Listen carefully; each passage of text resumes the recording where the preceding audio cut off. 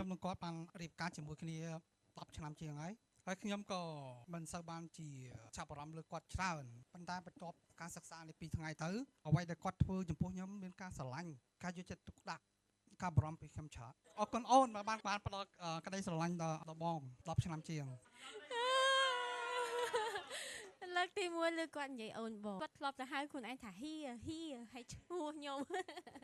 អើយ2ថ្ងៃហ្នឹង at least យ៉ាងហោចណាស់ក៏បានឮពាក្យបងអូនម្ដងនេះការជឿ10ទៅណាចំពោះខ្ញុំការចោះឈ្មោះចូលវគ្គសិក្សាហ្នឹងមកពីម៉ាក់គាត់បខំទេការពិតខ្ញុំជាមួយនឹងគ្រួសារក៏គិតថាប្រហែលជាអត់សូវចង់ចូលដែរ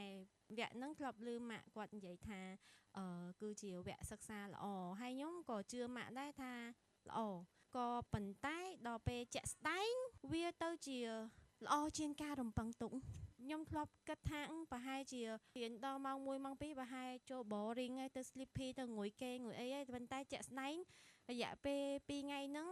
ការសោតរបស់ខ្ញុំគឺធំតែ2ថ្ងៃឯងប៉ុន្តែការសោតរបស់ខ្ញុំសរុបមកគឺស្មើនឹងប្រហែលជា6ខែមើលទៅហើយខ្ញុំមានអារម្មណ៍ថាខ្ញុំខានសោតដូចរបៀបសោតចេញមកទាំងអស់ចឹងយូរហើយការនិយាយស្ដីការឡើងមកនិយាយមេក្រូជាលក្ខណៈ public ហ្នឹងជប់មានតាំងពីជាង10ឆ្នាំមុនយល់ថាខ្លួនឯងប្រហែលជាដាច់ចេញពីទំនាក់ទំនងសង្គមក៏ប៉ុន្តែដល់ពេលចូលមករៀនទៅបានថ្ងៃដំបូងក៏មានថា